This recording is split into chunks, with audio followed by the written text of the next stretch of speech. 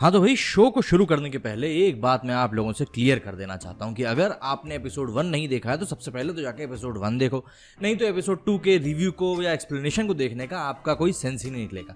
दूसरी बात, अगर आपने एपिसोड 2 नहीं देखा है तो आप मेरे शो को भी मत देखो, क्योंकि इसमें यार भर के स्पॉइलर होने वाले हैं और मैं नहीं चाहता कि वीडियो खत्म होते होते तो मुझे इतनी गालियां दे दो कि बस मेरे दिन खराब निकलने लगे। तो अब जबकि आप तैयार हो चुके हैं मेरे साथ मानसिक रूप से आगे बढ़ने के लिए, तो मैं आपको इतनी बात बता दूं कि लोकी ने दूसरे एपिसोड में भी वही सब किया जो वो हमेशा से करता हुआ आ रहा है और सतत डिसेप्शन का गेम अभी भी जारी रखा है। पर सवाल ये खड़ा होता है कि क्या मोबियस इस चीज को पहचान पाएगा या नहीं पहचान पाएगा। तो भाई लोकी के दूसरे एपिसोड में भी चीजें कोई सुलझती नहीं है, बल्कि जो मिस्ट्रीज पहले एपिसोड में हमने देखी थी वो और भी ज्यादा डीप होती जाती है। मतलब पहले एपिसोड में जिस तरीके से हमको टीवीए से इंट्रोड्यूस कराया गया था और दिखाया गया था कि भाई लोकी को किस तरीके से गिरफ्तार करके टीवीए लेके आया गया है, तो इसमें भी वही सब कंटिन्यू हुआ है। मतलब मिस्ट्री और भी ज्यादा गहराती गई है। बस इसमें फर्क ये है कि लोकी अब टीवीए के लिए काम करने लगा है, मोबियस को उसके ऊपर थोड़ा सा भरोसा हो गया, इसलिए मोबियस ने उसको अपने साथ काम पे रख लिया है। और अब ये दोनों जाने वाले हैं किसको ढूंढने के लिए? लोकी को ढूंढने के लिए। जी हाँ, क्योंकि यहाँ पर हम बात कर रहे हैं टीवीए की। यहाँ पर कई सारे मल्टीवर्स हैं और जिनमें से एक में लोकी का वेरिएंट घूम रहा है, काफी ज्यादा केओस मचा रहा है और वो कई बार टीवीए के पास से भाग भी चुका है। तो एपिसोड 2 की शुरुआत होती है विस्कॉन्सिन से। यहाँ पर एक मेला लगा हुआ होता है और टीवीए के ऑफिसर्स यहाँ पर एकदम से प्रकट हो जाते हैं, लेकिन तभी उनमें से ही एक ऑफिसर उनके बाकी दोस्तों के ऊपर हमला कर देता है और जब बाकी के सोल्जर्स गिर जाते हैं तो एक वेरिएंट सामने आता है जो कि एक बचे हुए सोल्जर को अपने साथ लेकर किसी और टाइमलाइन में चला जाता है।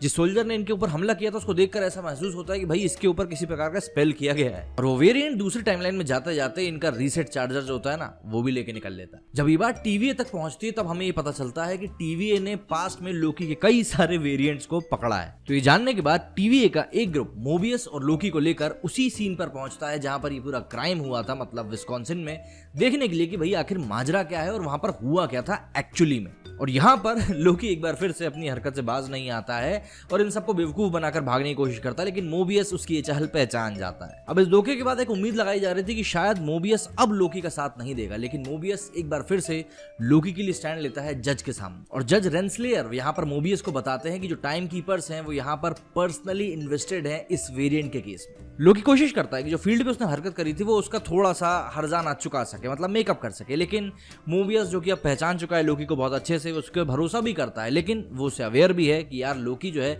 भरोसे के काबिल इंसान नहीं है। तो अब वो क्या करता है, वो लोकी को काम पे लगा देता है, मतलब एक जैसे सरकारी बाबू होते हैं ना वैसे। अब लोकी को काम दे दिया जाता है कि भाई पिछले पास्ट में टीवीए ने जितने भी लोकी के वेरिएंट्स को पकड़ा है उन सबको स्टडी करे। तो जब वो रैग्नारॉक के वेरिएंट के बारे में पढ़ रहा होता है तब सडनली उसको एक एपिफेनी होती है, मतलब उसको एक तरह से क्या कहना चाहिए एनलाइटमेंट होता है और उसको एक थ्योरी दिमाग में आती है कि अगर कोई वेरिएंट है तो ऐसी जगह पर छुपा होगा जहां पर डूम्सडे हो, क्योंकि ये टाइमलाइन काफी ज्यादा डिस्टर्ब हो चुकी है।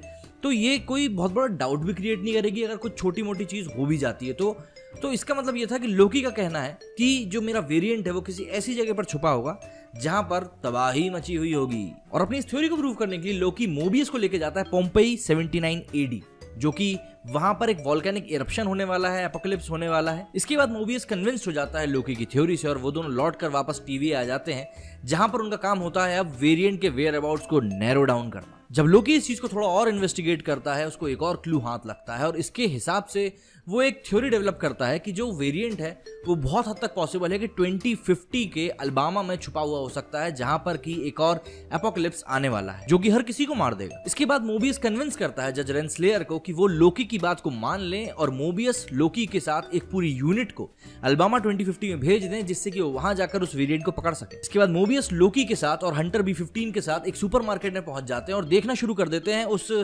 रीसेट चार्जर के लिए जो कि वो वेरिएंट चुराकर हर जगह घूमता रहता है। हंटर B15 और लोकी जब उस एरिया को सर्च कर रहे होते हैं तब वो एक बायस्टैंडर के सामने आते हैं। अब बायस्टैंडर जो होता है वो स्पेल के अंडर में होता है और वो थोड़ी देर बाद हंटर B15 को भी अपने अंडर कर लेता है और वो उससे बात करना शुरू कर देता है। अब इसके बाद वही होता है जो लोकी हमेशा से करता है, लोकी अपनी एक चाल चलने की कोशिश करता है। लोकी सब कुछ समझ जाता है तो वो उस वेरिएंट से एक बात डिस्कशन करता है कि यार किस तरीके से हम लोग सीक्रेट टाइमलाइन को टेक ओवर कर सकते हैं, फोर्सेस को ज्वाइन कर सकते हैं। लेकिन यहाँ पर एक ट्विस्ट होता है कि जो वेरिएंट होता है वो ये काम करने से मना कर देता है। इसके बाद लोकी इस सोच में डूब जाता है कि यार आखिर इस वेरिएंट का प्लान क्या है। इन्हीं सब चीजों के बीच में टीवीए को एक पुरानी ऑफिसर मिल जाती है, लेकिन वो उसके जो वर्ड्स होते हैं ना उनको समझ नहीं पाते, उनको डिकोड नहीं कर पाते हैं कि यार वो आखिर कहना क्या चाह रही है। और उसी टाइम पर लोकी और वो वेरिएंट एक मुक्केबाजी में लग जाते हैं और उसी टाइम पर हमें पता चलता है कि जो सुपरमार्केट है वो रीसेट चार्जर से भरा पड़ा है। इसके बाद वेरिएंट अपने आप को रिवील करता है और हमको पता चलता है कि वो एक लेडी लोकी है। अभी तक उसका नाम नहीं बताया गया, लेकिन हाँ इतना तो समझ ही सकते हैं कि वो लोकी का एक फीमेल वर्जन है। जैसे ही टाइम स्ट्राइक करता है 0 पे, धीरे धीरे सभी चार्जर्स डिसअपीयर होना शुरू हो जाते हैं। मोबियस और टीवीए के दूसरे एजेंट्स को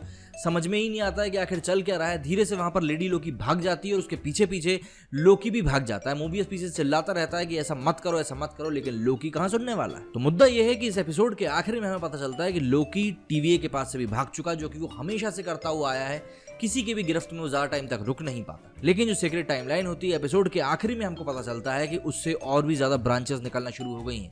तो उसे एक बात का अंदाजा हम लगा सकते हैं कि अब और भी ज्यादा क्योस हमको देखने के लिए मिलेगा। इतनी सब चीजों के साथ ये एपिसोड खत्म हो जाता है।